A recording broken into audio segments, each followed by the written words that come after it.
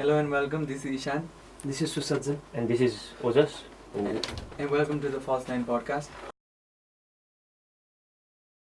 So we've seen that you've interviewed like a lot of great people in the football fraternity, like Sir Alex Ferguson, Sir Bobby Charlton, Sir Bobby Robson, and Jose Mourinho. So how was it like interviewing such a great personality? Because we're so far away from England and English football, but still I, as a Manchester United fan, idolize Sir Alex Ferguson. He's given me moments. Are you a Manchester United fan? Yeah, Is that why you're looking so sad at the moment? Yeah, Shame. totally. Yeah, the happiness went away after 2013, I guess. Yeah, It's never coming back either, so yeah. So pick another club. No, I'm not doing that. Good man, that's what I like to hear. Loyalty through good times and bad times. So how is it like interviewing such like amazing people in the football fraternity? Well, they're all different, and what I would say is it depends when you interview them. Like I've interviewed managers, players when they're on holiday, for example, and they're very relaxed. And it's now if you interview, the best time to interview anybody to get the most honest reaction is immediately after the final whistle. Because if you've lost the game, you're furious. If you've won the game, you're ecstatic. You could go to the moon. And so that's where you get the most honest human reaction. So that's when I normally, being pitchside reporter or tunnel reporter as they're called, is the best time to interview anybody. But they're all different. Jose Mourinho, I could tell, had certain quirks and traits of Sir Bobby Robson. Sir Alex Ferguson was straight as a die. You asked him a straight question, he would give a straight answer. If you tried to be clever, he would destroy you. And the first time, I think I interviewed Sir Alex Ferguson, half a dozen times maybe. And the first time he destroyed me, And one thing I learned from Sir Alex Ferguson, interviewing Sir Alex, was if you say it, he would respect you more if you, what we say in English, I don't know if it's the same thing, if you manned up. Took responsibility for your question. So the first time, I think I asked him a question, I can't remember what it was about, but it was a little bit contentious, and it was like, people are saying, I used that phrase. And he just went through me and said, who's saying? Tell me who these people are. Who the well, I'm saying in general, fans are saying, no, tell me who's saying, and he wouldn't let it go. And of course, I'm getting embarrassed. It's in the tunnel. It was in a press conference. It wasn't in the tunnel. It was in the press conference afterwards.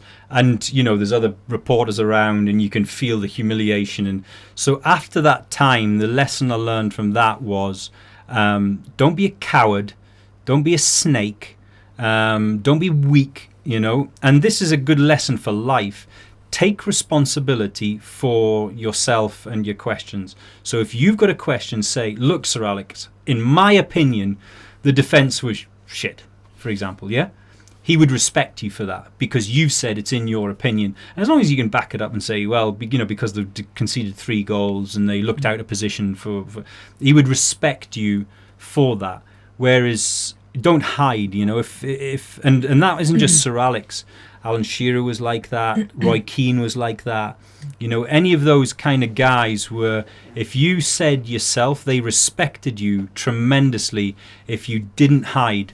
And it's a common kind of trait in society now. It's sort of like point the blame at someone else, or he says or she says. No, like if you believe in something, even if you disagree with me, I'll respect you more. Anyway, so the lessons out of interviewing all of those guys were if you're straight with them, then and they're very human as well. Especially Jose Mourinho and Sir Bobby Robson, very human people. They would when we were sitting down and doing interviews, they wanted to know what was going on in my life.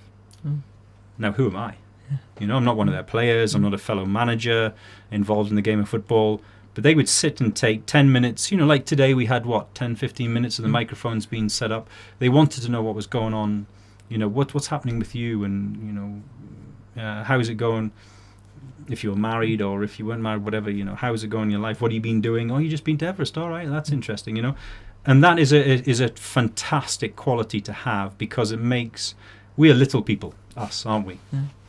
We are the little people in life. We're not going to be Bollywood stars or playing the Champions League final. That's just a fact. I've got a chance. Maybe. You were asking about the best player in the Champions League next season. That'll be me. Now, so they made the little people, to give them a term, like us mere mortals who haven't got that talent from God to play football or to star in movies or whatever, made us feel much bigger, and I think that's a great quality to have. And about the technology in football that has been recently developing, about the VAR and all the facilities that are coming. I love VAR. What do you think about the impact of VAR on football? Brilliant. Last year's World Cup, I think, is the best on-field and off-field as well. Best on-field World Cup there has ever been. And I'll tell you why. Because of VAR. There are so many games where there's been contentious issues that they've got away with because there was no VAR in the past. So, and I'll tell you why there's an issue there. The way the referees system works for a World Cup is referees have to come from every region of the competing countries. Now, you cannot tell me that a referee, and there was one in the World Cup last year, a referee from the UAE is as experienced and good as a referee from the who's doing the Premier League week in, week out, or doing Spanish football week in, week out. Why?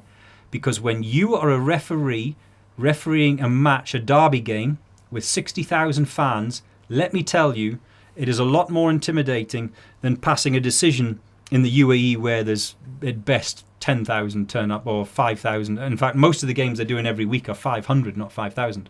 You understand what I'm saying? Yeah. So there have been in history, there have been so many bad decisions by those referees from smaller countries who are used to refereeing games with 1,000 people turning up every week. There's nothing you can do about it. It's the referee's decision.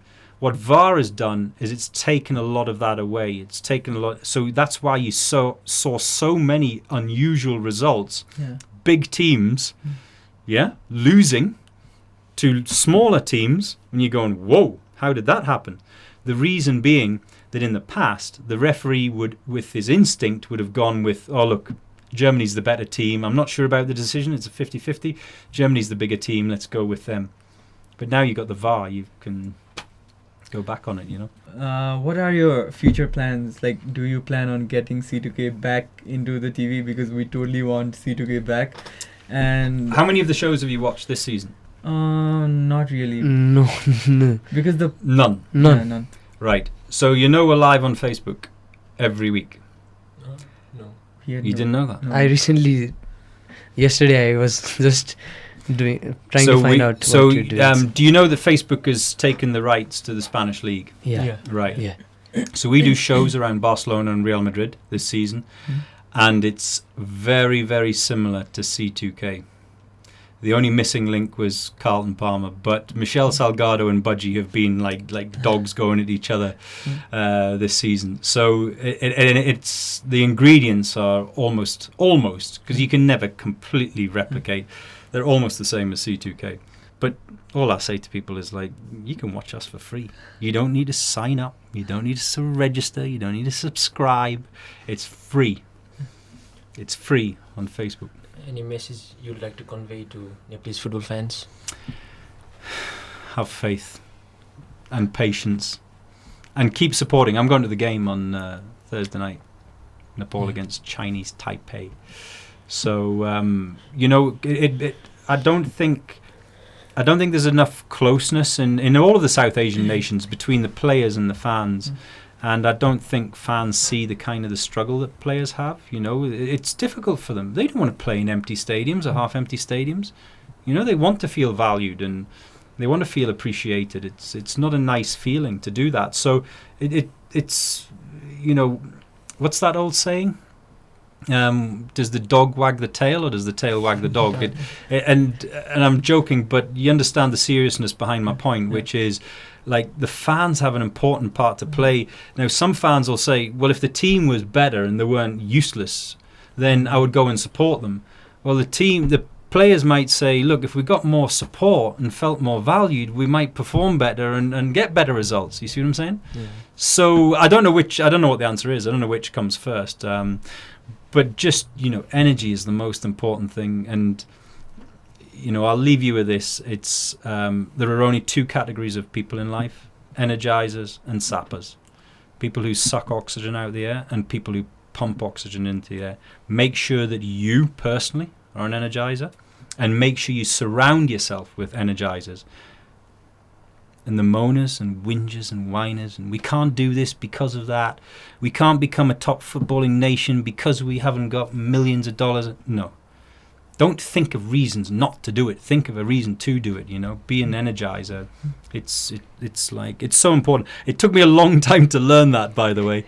I surrounded myself with quite a few sappers in the early part of my career and the early part of my life, so maybe I would have got on a bit better or succeeded a little bit earlier if I'd done that. But, just look around and you'll see all three of you guys, the effort that you put in. You reached out to me on Twitter, yeah? You could have quite easily sat there and go, you know what? He probably won't answer. So why should I send the tweet in the first place? But you didn't think that. So that moment was positivity in itself, yeah? Because you know what? If you're talking about it realistically, the chances of me replying to you are small. But you did it. Yeah. And I replied, and here we are sitting here today. So, that's an energizing thing to do. And that's so important. Make sure you are an energizer in life and not a sapper who sucks the blood out of the rest of the world, So I think this is pretty much our podcast for today. Thank you so much for coming Pleasure. to our podcast. It's been an honor. My honor.